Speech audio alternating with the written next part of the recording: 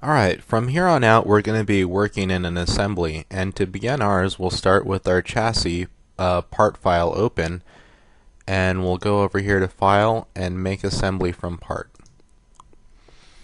So with our chassis highlighted, we can just hit the green check mark to begin our assembly, and that'll use the chassis origin. Where is it? The chassis origin as our assembly's origin, so that way we can maintain the relationship between all the parts and use symmetry to our advantage. So the next part we're going to be working on is the frame, which will be bolted to the bottom of our chassis here. And to do that, we are going to pull down the drop-down menu under Insert Components and begin a new part. Once you click on New Part, it's going to wait for you to click on a surface, and once you click on that surface, that new part will be coincident to that surface. So it'll be touching the surface, basically. And also, it starts you off in a sketch, so it wants you to sketch what the new part will be. And we'll begin our sketch with a center rectangle centered at the origin, and we'll draw it out beyond the bounds of our chassis, and we'll make the outer boundary of our center rectangle here collinear with the outer boundary of our chassis. So we'll click on the horizontal lines here and make them collinear, and the same with the vertical. Collinear. And that's it for our sketch. We're going to turn this sketch into a structural member, and to do that we'll have to go to our Weldments tab. If it's not showing up here, you can always right click and turn on the Weldments tab. Just click on it and it'll pop up. So to turn it into a structural member, we'll click Structural Member, and it's going to ask us to specify what type of structural member we want. Do we want an I-beam? Do we want a piece of angle iron, piece of pipe, square tubing, circular tubing? You guys are just going to have to browse the different menus until you find the half-inch square tubing.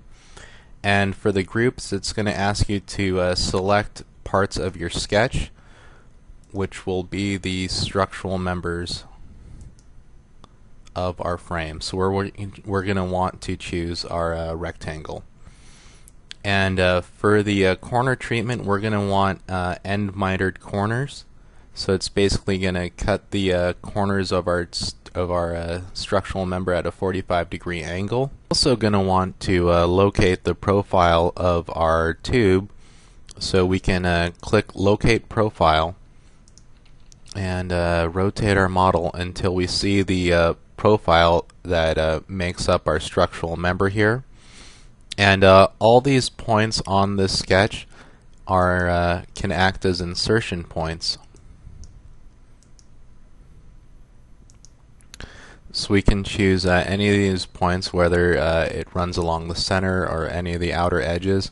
And basically we want our frame, our structural members, to be bounded by the same box that our chassis is. So we want to choose the point that makes the outer edge of our frame collinear with the outer edge of the chassis, which happens to be the lower left point here.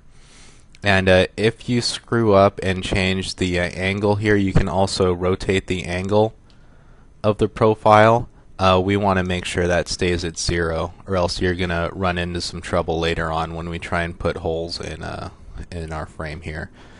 So we hit the green check mark, and there is our half-inch square steel tube frame. Now we no longer need our first sketch, so let's go ahead and hide it. Right click and hit the eyeglasses to hide it. And now we need to put some holes in our frame in order to mount different accessories to it.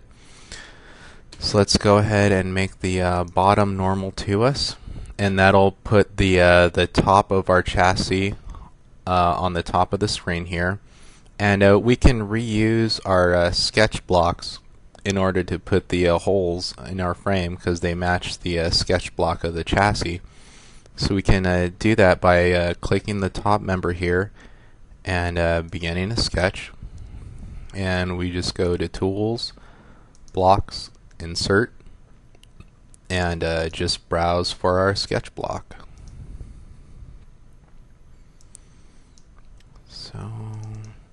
And we're looking for the bottom sketch block. So looking at my sketch block, I noticed that it's upside down, so I'm going to have to rotate my sketch block so the bottom 4 holes that you see currently on my screen are on the top. So I'm going to have to rotate it 180 degrees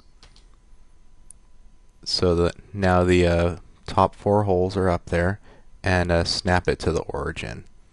So that's it for that.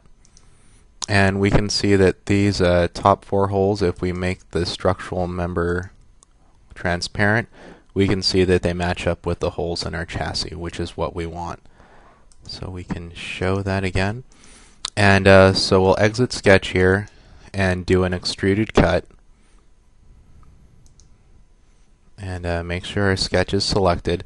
One trouble you're going to run into when you're doing an extruded cut on a structural member is that it doesn't necessarily want to cut through all of the members. We have 4 different members here,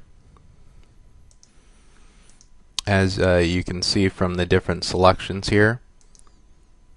So you can either select all the bodies by clicking on them, or just click on all bodies, and we're going to cut through all. We also need a couple more holes on the sides of our robot and on the back structural member as well. So we'll start out by sketching on the right side of our robot, and we'll click on the structural member and begin a sketch. And it's just going to be a simple circle that runs down the center line of the tube.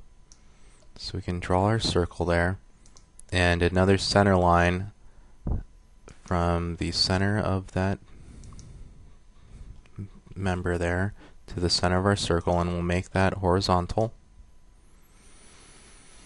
Every once in a while when you begin a new part, it picks a funny orientation for the axes. So on our frame here, it now thinks that horizontal is vertical in relation to our chassis, so we can always switch that relation. So you just have to be mindful of where your axes are when you're choosing your relations. So this is now vertical, and we can now dimension that line. That hole is going to be 1.25 inches away from the front edge there, so 1.25, and the diameter is 200 thousandths, 0.2. So that's it for that line. We can exit sketch and do an extruded cut. And again, we'll choose through all, and we'll make sure all bodies is selected there. And that cut through both of the structural members here. We need one more hole on the back structural member, so we can go ahead and click on it and begin a sketch. And it's going to be another hole centered, runs along the center line, centered on the tube. Now instead of dimensioning from one edge up 1/4 inch and figuring out the dimension, splitting the dimension here, we can just draw a couple of center lines and skip that process altogether. So now we can make, I think that's vertical, nope. We can make this line horizontal and this line vertical, and our tube is located on the center of the tube along the center line of the tube, and we can dimension this circle to be 200 thousandths, so 0.2. Check mark, exit sketch, and for an extruded cut we can go through all, and we're actually going to select just the back structural member, So under selected bodies, we're just going to select the rear structural member here. And there we go. Those are the holes in our frame. So we can now exit part, and that's our frame.